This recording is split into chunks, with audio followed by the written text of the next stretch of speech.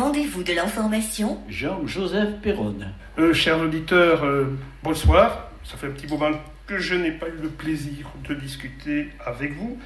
Et là, ce soir, j'ai deux invités de marque, Claude Moon et Vivienne Lyle. Bonjour à vous, bonjour à tous. Donc, Claude Moon. Voilà. Alors, Claude Moon est un couseranais animé par le feu sacré de l'archéologie. Bien que n'ayant aucun diplôme universitaire dans cette discipline, il est devenu un homme écouté et respecté. Vivienne Lyle, que rien ne prédestinait à s'intéresser à l'archéologie, est devenu, par la grâce de son expertise en montage vidéo et photographique, un passionné de cette discipline.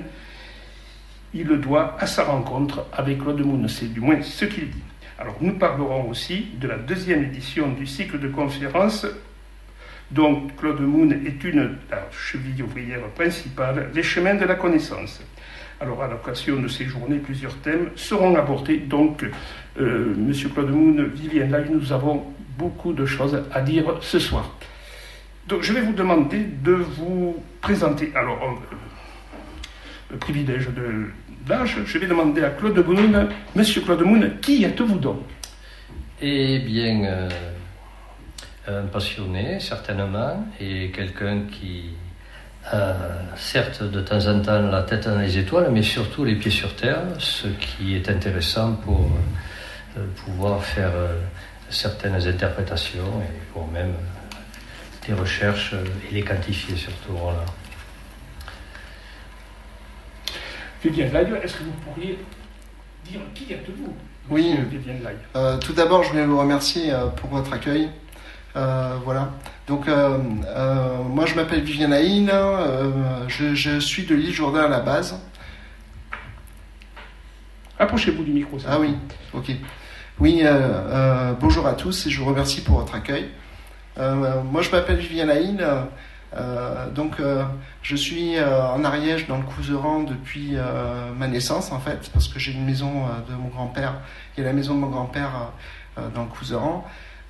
J'ai fait des études en audiovisuel durant l'époque où j'avais 20 ans.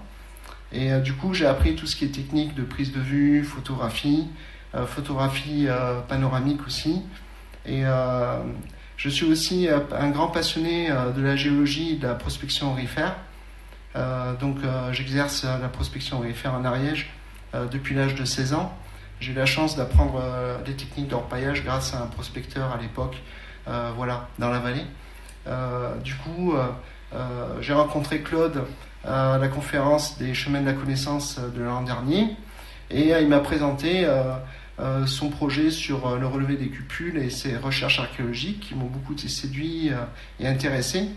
Du coup, j'ai voulu participer et lui donner mon aide technique et lui donner mon savoir-faire aussi afin de répondre à certaines questions. Et il faut savoir aussi que je participe au financement et au sponsoring des expéditions, les moyens logistiques, les moyens informatiques et technologiques. Voilà, en gros pour résumer. Donc, Claude Moon, vous êtes responsable d'un blog et aussi d'un groupe sur Facebook qui s'appelle Paléo Art. Alors, pourquoi ce mot Paléo Art? Alors, tout simplement en référence à paléo, qui veut dire ancien, comme on le retrouve dans le mot paléolithique, et art, parce que nous traitons surtout d'art rupestre. À ne pas confondre paléo-art, parce qu'en général, les personnes qui connaissent le mot paléo-art trouvent que c'est surprenant d'avoir pris cette appellation. En particulier, quelqu'un qui nous était cher il y a encore quelque temps.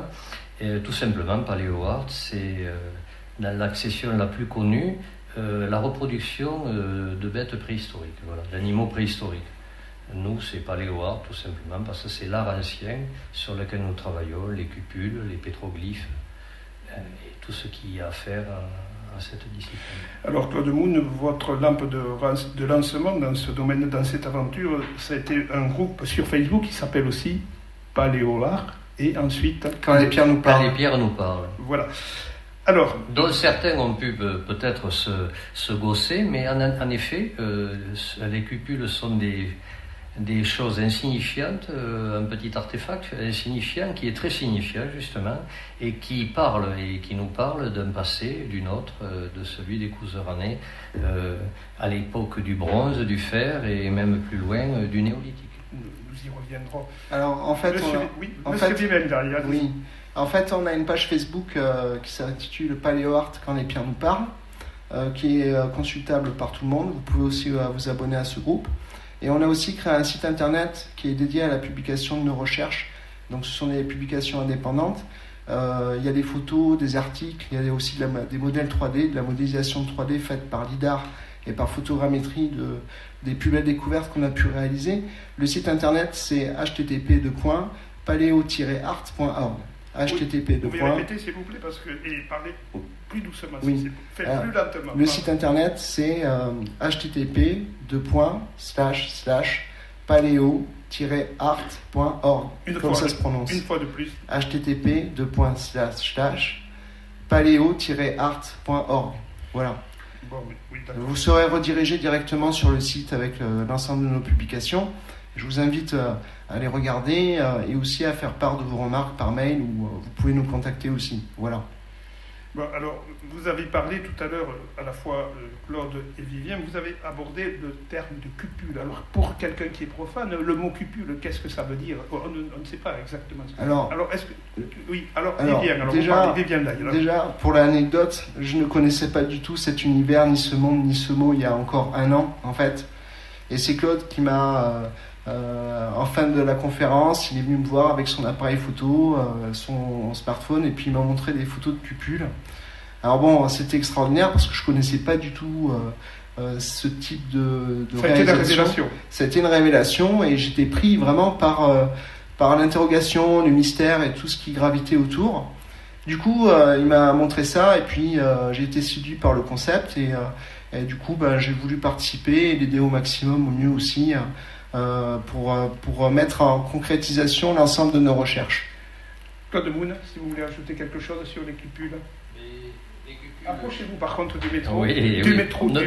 Voilà, excusez-moi. Mais le métro devrait... Vous êtes indisciplinés là, tous les deux, c'est vrai. Absolument. Bon, il va falloir que je sévisse. Alors Claude Moon. Mauvais des cupules, tout bêtement, étaient connues déjà. Les plus anciennes communications que nous avons sur les cupules datent des Romains. C'est d'ailleurs eux qui ont inventé le terme cupula, qui veut dire petit tonneau. Donc ça donne déjà une orientation sur une des destinations des cupules, à savoir un réceptacle d'eau. Et en effet, il semblerait, avec nos études, que cela confirme l'appairage qu'il peut y avoir entre l'eau et les cupules, justement. Alors, en fait, pour être plus précis, pour définir une cupule, c'est une sorte de petit trou qui peut mesurer entre 1 et 5 ou 6 cm et qui est réalisé par la main de l'homme. Donc, ils utilisent une sorte de burin avec une roche qui est assez dure par rapport. Et donc, ces petits trous sont visibles sur du granit essentiellement, sur des roches dures. Donc, on les trouve essentiellement uniquement dans les vallées très riches en granit. Donc il y a une grande association entre les cupules et les moraines granitiques ou le granit. Voilà, donc ce sont des trous qu'on trouve sur les blocs qui sont visibles pour les profanes, pour ceux qui les cherchent, mais qui restent invisibles pour la plupart des gens, surtout quand ils se baladent ou qu'ils se promènent. On trouve des cupules essentiellement dans le milieu aquatique, donc par exemple dans la vallée du Ribérot. On trouve aussi des cupules parfois inland, c'est-à-dire dans les montagnes, sur les chemins. Voilà, donc c'est un trou qui est creusé de la main de l'homme, c'est anthropique, sur des blocs de granit, souvent des blocs erratiques. Voilà, donc ça c'est pour la définition de la cupule. Intererratique, si vous pouvez préciser. Un bloc erratique, c'est un bloc qui a été déplacé par les glaciers durant la période glaciaire, parce qu'il faut savoir que dans beaucoup de vallées de la région, il y avait des glaciers. Il y a eu plusieurs vagues successives de glaciation, de périodes glaciaires. Et parfois, dans certaines vallées, par exemple la vallée de Bettman ou la vallée du Ribérot, ou même la vallée du Biros, il y avait des glaciers qui pouvaient monter jusqu'à 200, 300 ou 500 mètres d'épaisseur. Et il y a eu une dizaine ou une douzaine de vagues successives de périodes glaciaires. Et ces glaciers vont arracher des blocs au fond de la vallée, des blocs de granit, ils vont les déplacer, et lorsque ces blocs, lorsque la glace fond, ces blocs vont se retrouver gisant là. Donc parfois ils sont isolés, parfois ils sont regroupés, on appelle ça des moraines. Et du coup, ce matériau, qui est un matériau noble et très solide, très robuste, a servi de base comme support pour faire des cupules, des gravures, des sculptures ou des pétroglyphes. Voilà. Donc les anciens, à l'âge de bronze, très certainement recherchaient un support très solide et très durable à l'échelle humaine, en fait, pour faire perdurer au maximum leur art à travers les âges et à travers le temps jusqu'à aujourd'hui. Et alors, quel était le rôle des cupules, Claude Moon?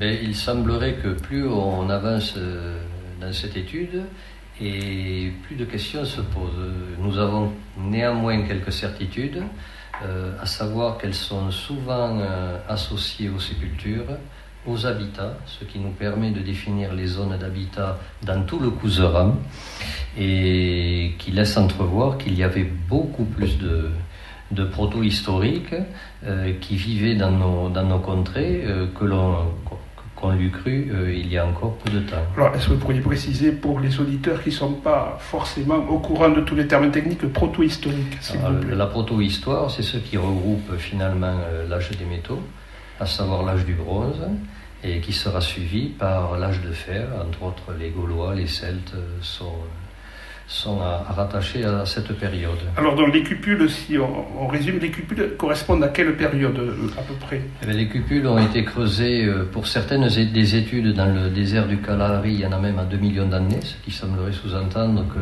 la branche australopithèque creusait déjà des cupules. Ça remonterait à 2 millions d'années. Oui, voilà. Alors, à peu près. Oui. Et ça a perduré jusqu'à l'avènement du christianisme, qui malheureusement a interdit beaucoup de pratiques, a détruit beaucoup de blocs cupulés, voire de sites, qui nous permet d'avoir une connaissance fragmentaire, hélas, de nos jours, de ce qu'a pu être autrefois l'organisation de ces blocs cupulés qui sont organisés. Et donc, il nous échappe quelque chose, et cela nous échappera très certainement. Quant à la motivation profonde, elle reste, elle aussi, hors de portée. C'est pour cela que Vivien, qui est un as de l'informatique, a développé... Un as de l'informatique et qui est passionné par l'archéologie, apparemment. Par le mystère aussi. Par le mystère. Voilà. Alors, je voulais, si vous me permettez, rajouter une chose. Je vous en prie. Sur les cupules. Les cupules, c'est un phénomène qui est mondial, international, qui existe depuis l'aube de l'humanité. Donc, on aurait trouvé des traces, les plus anciennes datant de 2 millions d'années. Et c'est présent partout à l'échelle du globe, dans de nombreuses cultures, dans de nombreux peuples, en fait. Donc c'est un phénomène qui est à la fois mystérieux, mais qui est entièrement généralisé et qui démontre peut-être certains liens ou certaines interactions culturelles entre différents peuples et partout dans le monde en fonction de leur migration et en fonction de leur flux migratoire. Voilà, donc c'est un phénomène qui est international et mondial et qui reste encore à ce jour pas encore complètement compris. Les interprétations sont difficiles. C'est l'objet aussi de nos recherches. Voilà. Alors, quelle est, Claude Moon, quelle est votre zone de prospection en Couserans? Et d'abord, donc, le Couserans semblerait intéressé. À quelle altitude? Dans quelle zone? Est-ce qu'il y a des zones granitiques? Alors, est-ce que vous pourriez nous parler de tout ça? Oui, bien sûr. Alors, il y a des zones plus ou moins granitiques. Nous avons débuté par la vallée du Ribérote, car un de nos amis, Jérôme Ramon, était déjà passionné sur le sujet. Donc, nous avions commencé des études à ce niveau-là. Mais désormais, nous avons étendu la recherche à la vallée de Massat, de l'Arac.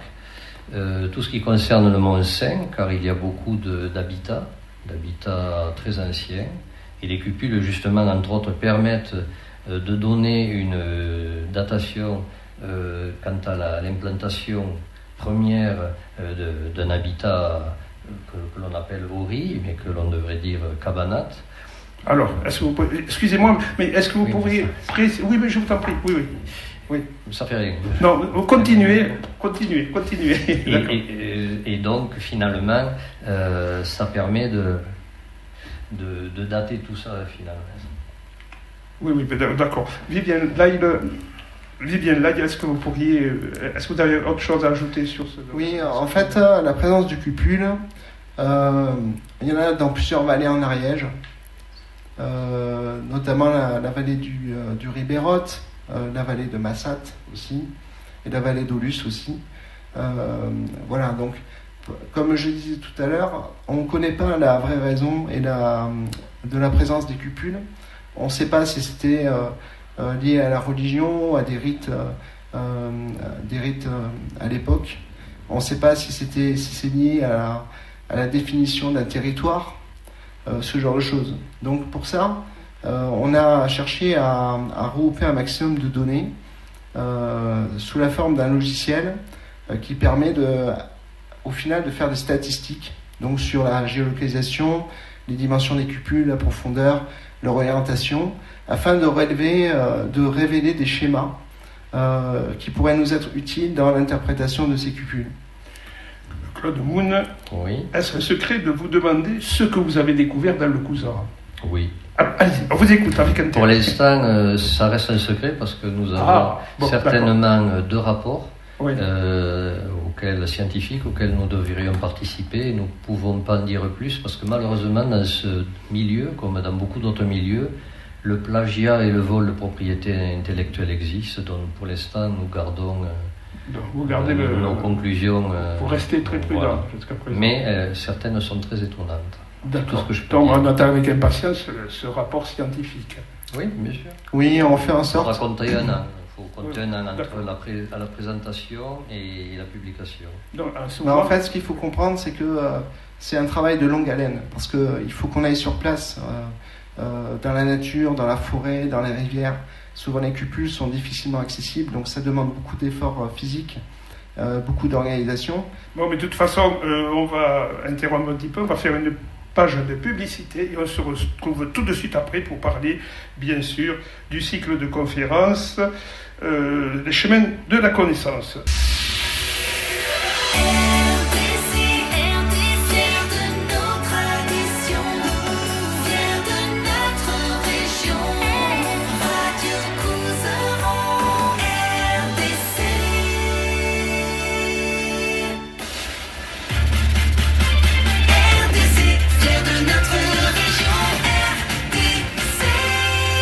Les rendez-vous de l'information. Jean-Joseph Perronne.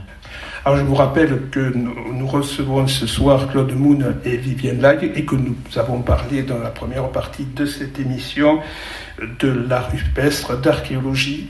Et là nous allons continuer d'abord pour préciser les choses afin que les auditeurs qui ne sont pas au fait des techniques archéologiques et de la terminologie archéologique, donc je vais vous demander, Claude de Moon, de préciser les principaux termes de l'art rupestre. Oui, Ça bien m'évitera sûr. de vous couper au cours Alors, de l'art- développement. Bien Voilà. sûr. Alors l'art rupestre, c'est l'art qui se développe, c'est un art de plein air finalement, qui est différent de l'art pariétal, qui lui est dans les grottes, tel qu'on peut le voir à Lascaux, Cosquer et toutes ces grottes Chauvet et autres, Altamira. Et donc nous avons, à la différence de l'art pariétal qui a été protégé à peu près des atteintes du temps et surtout de la portée des hommes. Il suffit de voir que Lascaux a été découvert pendant la Seconde Guerre mondiale. L'art rupestre a malheureusement subi les affres non seulement du temps, de la météo, mais aussi des agriculteurs qui ont déplacé les rochers, les ont détruits. En Ribérote et dans la vallée de RC, on voit bien que les maisons étaient construites en granit. Donc, s'il y a eu des représentations de cupules ou de pétroglyphes, c'est-à-dire des incisions qui ont été faites par incision ou piquetage sur des barres de granit ou plus souvent de grès, cela a été depuis malheureusement détruit et cela nous empêche d'avoir une vision claire de ce que tout cela a pu être. Viviane Laille, Oui. est-ce que vous avez quelque chose à ajouter? Oui, alors en fait, il existe plusieurs types de représentations très anciennes de l'époque de l'âge de bronze, approximativement. Donc quand on dit âge de bronze, c'est entre 0 et moins 5000, moins 6000 ans avant Jésus-Christ. Voilà. Alors il y a les cupules, donc ce sont des trous, comme j'ai dit tout à l'heure, qu'il y a dans le granit, mais il y a aussi des pétroglyphes. Donc les pétroglyphes, ça va être des sortes de gravures dans le granit, dans des roches très solides, qui vont représenter différents motifs. Donc ça peut être par exemple un couteau, une mandorle, un personnage. Voilà, donc ces types de représentations sont gravés dans la roche pour perdurer, exactement comme les cupules. Seulement la représentation est beaucoup plus complexe. Ça représente des idéogrammes, des chefs, des soleils, des couteaux, voilà, ce genre de choses. Ensuite, on a les sculptures. Donc les sculptures, ça rentre un peu dans la même catégorie des pétroglyphes. Seulement les sculptures peuvent être parfois beaucoup plus, moins standardisées par rapport aux pétroglyphes et aux cupules. Donc ça correspond à des véritables œuvres d'art de l'époque. Alors pourquoi ils faisaient des œuvres d'art à l'époque, ça on ne sait toujours pas pourquoi. C'est le but de nos recherches en fait, concrètement. Ensuite, je voulais aussi expliquer quelles techniques on utilise dans le cadre de nos recherches, qu'on essaye de faire de manière la plus rigoureuse possible. Donc il y a la photographie classique, ensuite les relevés GPS, les dimensions, la profondeur, quel que soit l'objet qu'on étudie, donc cupule, pétroglyphe ou sculpture. Ensuite il y a la direction, l'orientation, la position sur le bloc aussi. Voilà. Ensuite, donc, la photographie va nous permettre d'avoir une image de référence qu'on va rentrer dans la base de données. Et ensuite, si on tombe sur un bloc qui est vraiment exceptionnel en tant qu'œuvre d'art et qui est vraiment très beau, là, dans ce cas-là, on va le modéliser en 3 dimensions. Pour modéliser en 3 dimensions, on utilise 2 techniques. Soit la technique de photogrammétrie, soit la technique du lidar. Alors, la photogrammétrie, c'est très simple. On fait une série de photos tout autour de l'objet. Donc une séquence de photos, ça peut être une dizaine, une centaine de photos. Et ensuite, on va utiliser un logiciel qui va permettre de regrouper, d'analyser, de calculer l'ensemble de ces photos. Et le logiciel va faire une modélisation en 3D du bloc notable. Donc, c'est-à-dire comportant une cupule, un pétroglyphe ou une sculpture. Ensuite, il y a la technique du lidar. Donc, le lidar, c'est une technique qui est assez récente, qui s'est démocratisée. C'est un peu le même principe que le sous-marin, c'est-à-dire que comme le sous-marin qui envoie une onde sonore et qui répercute. Donc le lidar, on envoie un faisceau laser qui est d'une lumière invisible, et ce faisceau laser va revenir vers l'appareil du lidar, et ensuite il mesure la position, et ça permet de modéliser en temps réel un objet. Donc ça permet sur le terrain d'avoir directement un rendu en 3D de l'objet étudié. Sachant que moi je préfère la photogrammétrie parce que le rendu est beaucoup plus réaliste en fait. Voilà. Donc on utilise selon les cas ces 2 techniques. J'aurais voulu ajouter juste pour le lidar. Claude Moon, approchez-vous s'il vous plaît. J'aurais voulu juste rajouter que pour la technique de lidar, nous nous servons de nos iPhone 12 et 13 Pro parce que le lidar tel qu'on le voit à la télévision avec un drone et le lidar qui est accroché nous est pour l'instant défendu par la loi. Et inaccessible au niveau budget aussi. Donc tout cela reste sous autorisation, et il est entendu que nous faisons du lidar avec nos iPhones. Et non pas de drones, parce qu'en général beaucoup de zones sont interdites. Il suffit d'aller sur Géoportail et de regarder les zones qui sont orange, et on voit bien que pas mal de choses sont interdites. Et je dirais même que dans le parc national régional, le PNR, il faut demander quand même l'autorisation à l'ONF, parce que là aussi, le passage drone est interdit. L'avantage de la modélisation 3D, c'est qu'on va pouvoir... Oui, l'avantage de la modélisation 3D, donc par lidar ou par photogrammétrie, c'est que on va pouvoir présenter à des archéologues ou au public l'objet tel qu'on l'a découvert sur place. Ça permet aussi de mesurer des dimensions, le volume. Voilà, donc on a modélisé par exemple en 3 dimensions le dolmen d'Ayer, qui est un très très beau domaine qu'il y a à Ayer en fait. Donc ça permet d'avoir des informations complémentaires dans un second temps, et aussi de présenter au public des œuvres d'art du néolithique ou du paléolithique qui sont notables, pour en susciter l'intérêt et aussi les mois, parce que on a des bons retours à ce sujet, et ce sont des techniques avant-gardistes qu'on met au bénéfice de nos recherches, et ça contribue aussi à l'exactitude et au sérieux de notre entreprise, de nos recherches. Voilà. Alors. On peut travailler. Oui, Claude Moon. L'avantage justement aussi des représentations 3D, nous en avons fait plusieurs, dont une dalle très intéressante en montant vers les temps ronds, et Peiro Quillado, qui est dans la vallée de Betmal, le seul menhir connu et daté à ce jour, en tout cas vérifié par les archéologues. Donc cela nous permet de faire ces choses-là. Et ça, c'est très bien. Alors ça rentre dans la même ligne de rigueur de recherche qu'on essaye de s'instaurer. Même si on est autodidacte, on s'est inspiré des recherches d'autres spécialistes dans les cupules qui œuvrent en Afrique, en Angleterre ou en Australie, aux États-Unis, pour définir les typologies, définir les différents critères et informations qu'on doit saisir sur place.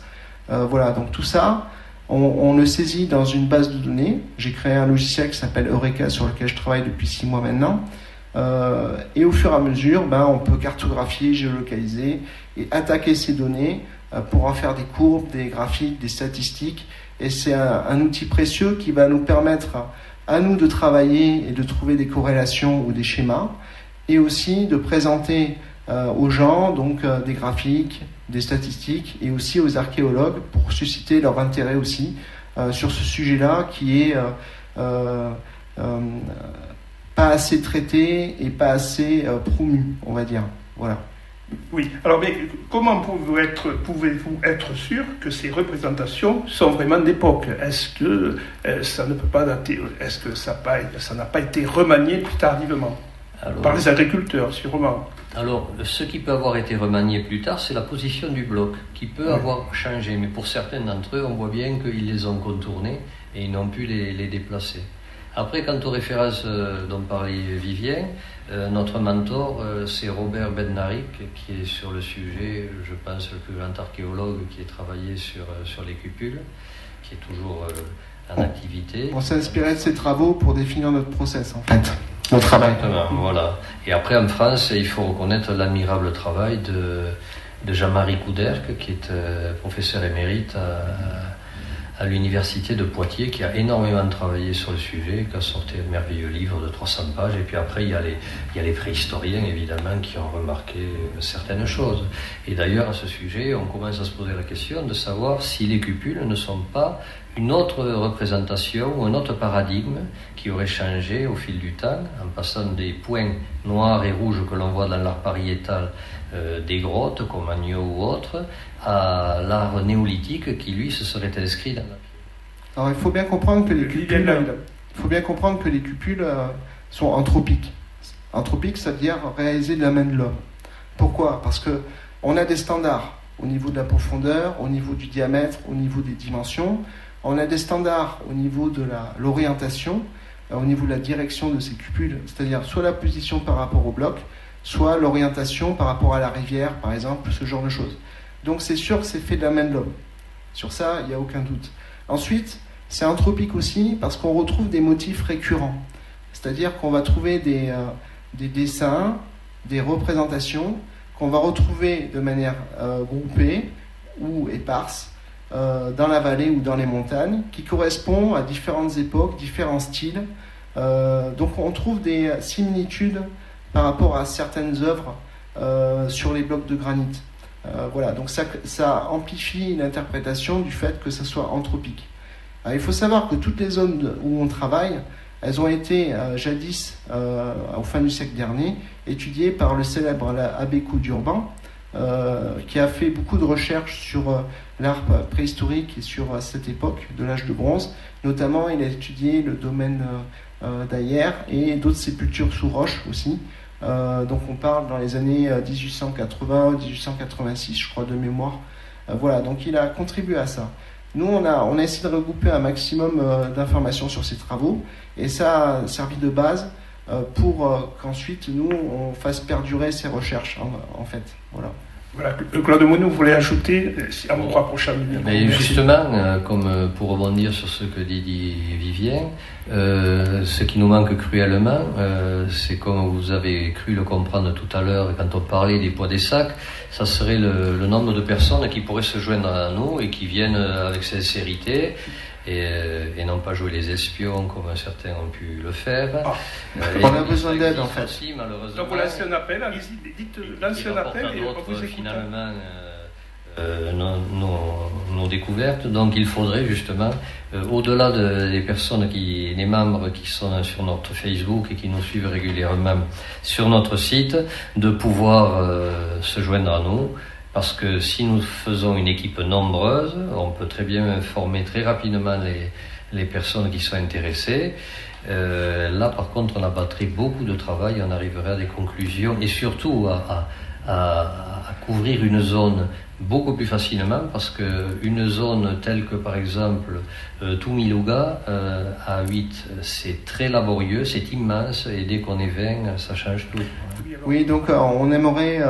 Si vous connaissez des personnes ou si vous-même aimez la montagne, faire des randonnées, marcher, on cherche des personnes qui soient assez fortes et comment vous dire, aptes à marcher dans les montagnes pour couvrir des zones de rivières, pour couvrir des zones de chemins de montagne, pour crapahuter dans les montagnes. Sur 3 ou 4 jours, voilà, c'est nécessaire. Il faut comprendre que les zones qu'on travaille, c'est plusieurs dizaines de kilomètres carrés. Donc c'est un chantier qui est absolument incroyable et on manque de données à ce sujet. Donc si vous êtes motivé, contactez-nous. Contactez où ? Alors soit sur le blog PaléoArt, sur la page Facebook PaléoArt quand les pierres nous parlent, soit directement sur le site http://paleo-art.org, http://paleo-art.org, qui vous redirigera directement sur le site officiel.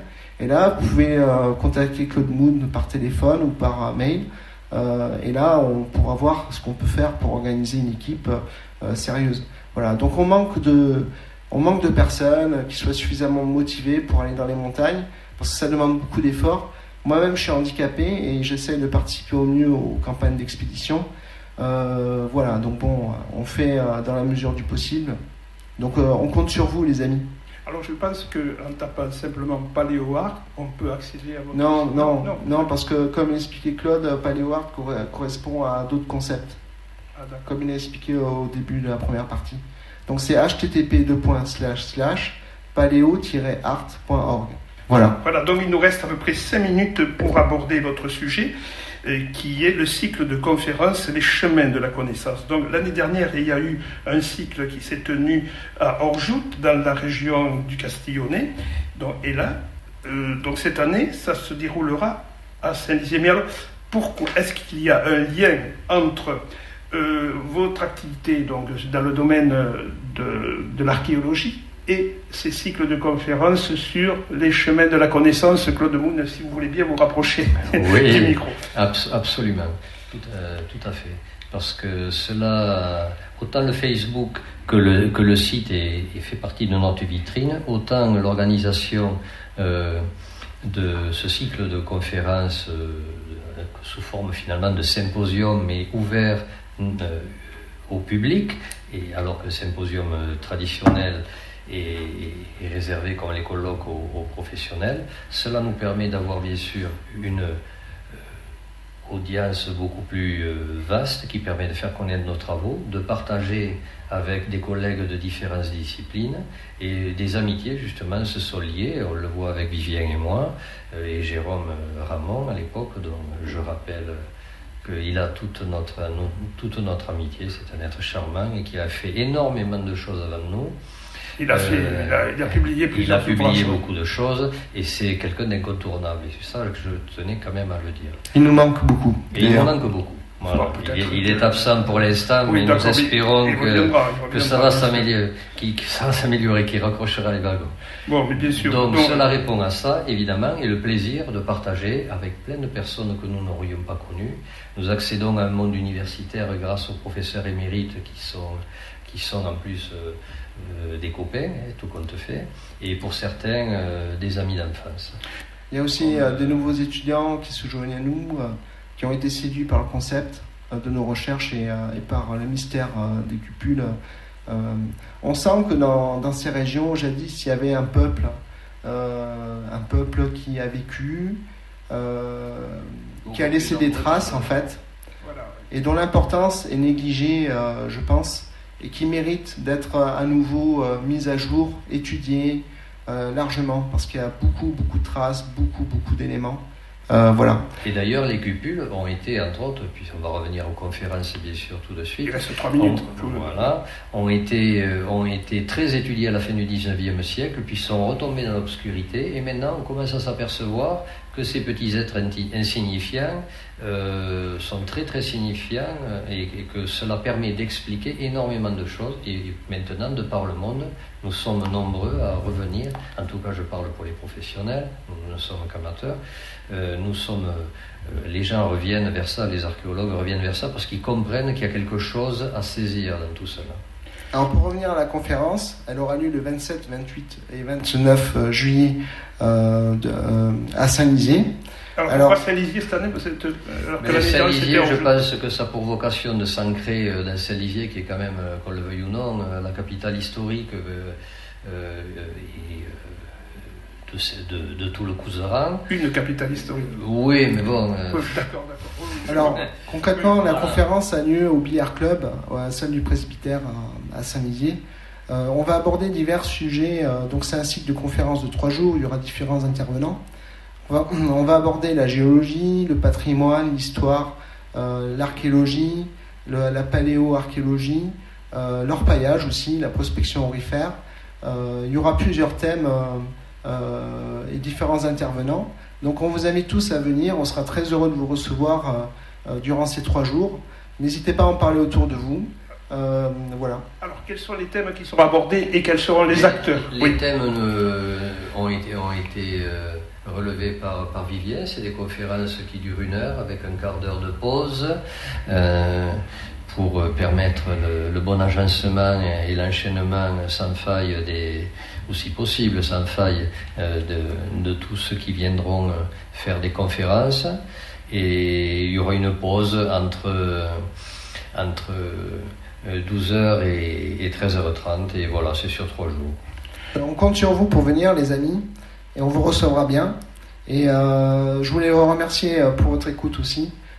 Et un amical bonjour à Christian Bourrette, qui est, vous verrez, un homme remarquable. Donc il va intervenir, donc Christian Bourrette, qui est un universitaire qui fait aussi de l'histoire, qui a déjà publié un ouvrage.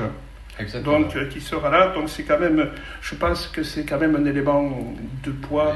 Alors, il faut comprendre que la conférence est le fruit de 1 an de travail intensif. Ça nous demande beaucoup de ressources, beaucoup de temps, et on le fait avec grand plaisir. Et on espérera vous faire partager et passer un très agréable moment qui vous feront découvrir beaucoup de nouveaux concepts, beaucoup de nouvelles choses. Un dernier mot, Claude Mouna? Oui, on est heureux et on remercie Jean-Jo de nous avoir reçus ici. Oui, merci beaucoup. Guillan, qui œuvre dans l'ombre, mais qui fait tourner la boutique. Qui est toujours aussi efficace. Voilà, exactement. Vivien, là, un dernier mot. Oui, chers auditeurs et chers amis, je voulais vous remercier à tous pour votre écoute. Et je compte vraiment sur vous je lance un appel. Aidez-nous à résoudre ces mystères.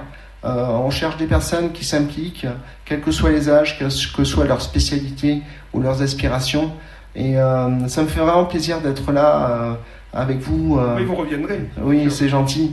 Et je voulais remercier aussi Claude qui, grâce à lui, j'ai pu booster beaucoup de connaissances, tester beaucoup de concepts et qui a catalysé beaucoup de choses en fait à titre personnel et qui m'a permis aussi de faire beaucoup plus d'efforts pour résoudre des problèmes techniques ou résoudre ce genre de choses.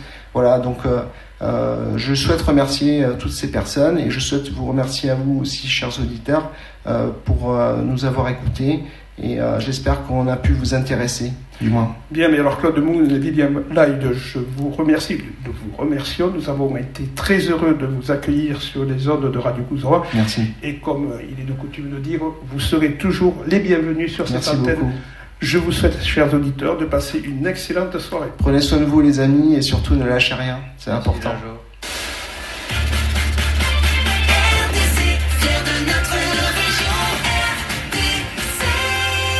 Les rendez-vous de l'information Jean-Joseph Perron.